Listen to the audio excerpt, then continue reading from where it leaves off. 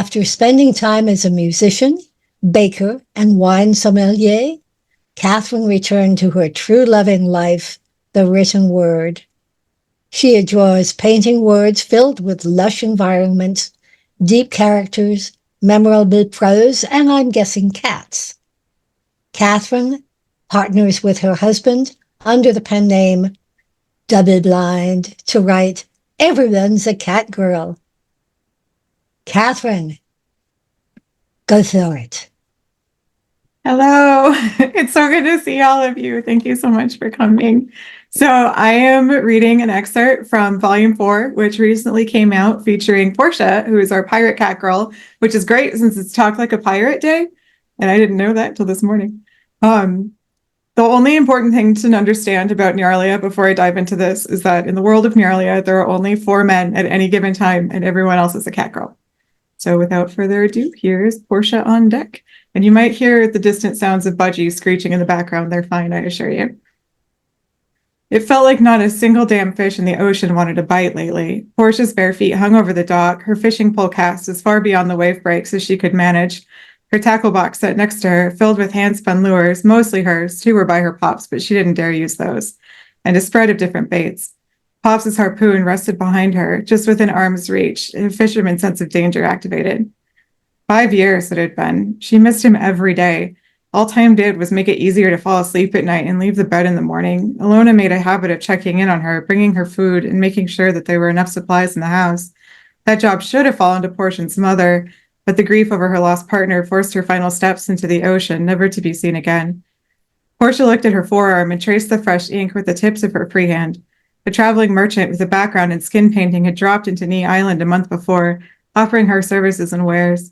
It had hurt like hell, but the anchor bearing Pops' name brought her a small amount of solace that they wouldn't be apart forever. Emilio. One day the waves would carry her back to him, like they had for Mom. For now, here she was, fishing beside her father's boat. She'd recently found rot at the base of the mast, but didn't have the bells or carpentry knowledge to replace it. More than likely, she'd have to cut it off, store the sail, and use the rowers they kept for emergencies full-time until she can afford a new one.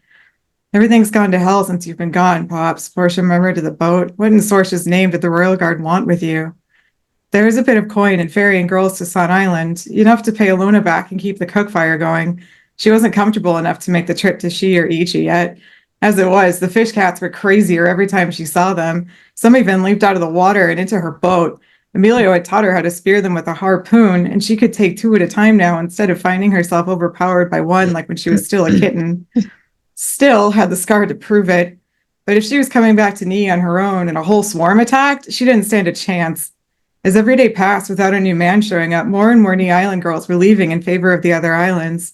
She'd taken a handful to San, while the others preferred to wait for the monthly Narlithet merchant ship or the heftier boats that sometimes swung by from She or Ichi.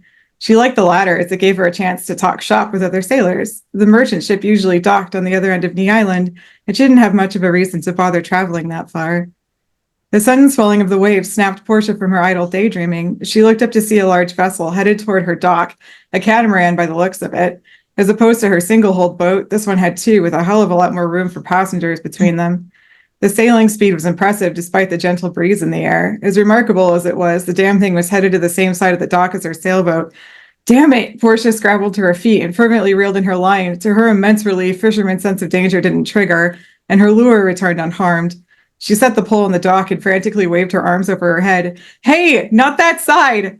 A dark-haired girl at the wheel shielded her eyes and spotted the hopping Portia from a distance. She looked from side to side at her cat-girl crewmates, pointing and muttering instructions. The boat jibed, veering against the wind and stopping a few meters from where Portia stood, perpendicular to the dock. Yuji, have we arrived? A deep voice called from below dock.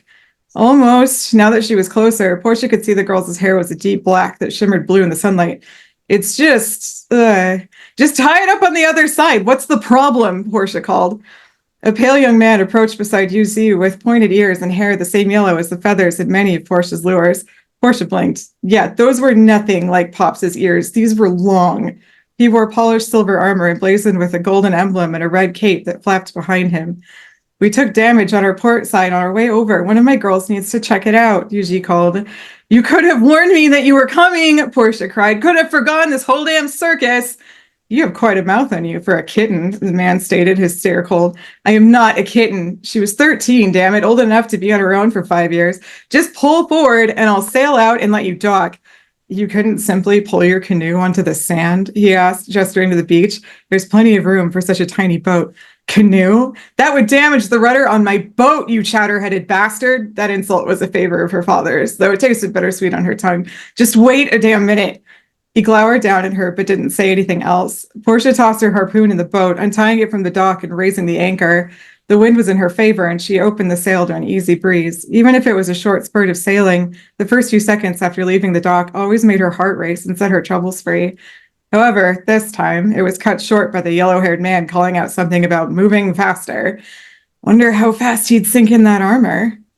Once she'd skirted her boat around the catamaran, Yuji steered their ship into the empty dock. Portia followed soon after, retying and anchoring herself on the opposite side. She picked up her harpoon and hopped out, closing her tackle box and collecting her fishing rod. Where's your island's man? The man in armor had collected himself and stepped away from the catamaran. A dark-skinned cackerel with long black hair tied high on her head stood behind him, below her face hidden behind an ebony mask. Portia flinched. Dead. You're 5 years too late. Her ears twitched with irritation. What do you want with him? He sighed. Though it means nothing to you, I wish to discuss a potential pact. I see that is not to be. Too bad. No man here, just us cackerels to defend ourselves. Portia raised her harpoon to prove her worth as a fighter, though the truth was that she was still a novice compared to Emilio. This island looks abandoned. What are you defending yourselves from? Roaches, obviously, Portia snapped. There are plenty of people still here. They just live in the cities. All right, and where is this nearest city, girl? He asked, wrinkling his nose. I'd like a meal before we leave for Sun Island. Wait, you're Sun Island's man? Kailu? Portia laughed, a sound that echoed from her belly to her throat. That's rich! The masked woman beside him narrowed her eyes, her hand shooting to the daggers at her hips. Kailu held a hand up, staying her. Why do you laugh? Every time I ferry a girl your way, the others import gush over you. You don't look like much to me.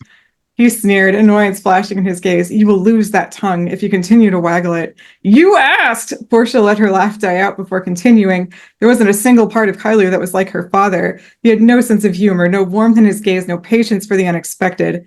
Emilio had warned her about men like him. In the depths of that breakable facade, there was almost always a few chinks in the armor. Despite the frustration on both Kailu and the knife lady's faces, Portia flashed them a winning smile and readjusted the tools in her arms. I'll tell you what. Let me put my gear away, and I'll show you to Junonia. Less wandering around for you. Kailu searched her face for a long time, then nodded. If you lead us astray, Naima will take your tongue, understand? She had to stifle another laugh. Did he ever breathe in all that heavy armor? Sure, and when we get there, why don't we play some cards? I have a fair hand at card games, Kailu replied, allowing some of the tension to leave his neck and shoulders. Great, I'll be right back. Portia dashed back to her house, replacing all of her tools in the same small storage closet in the kitchen. If he was as rich as he looked, she just might be able to win enough belts to fix her sail after all.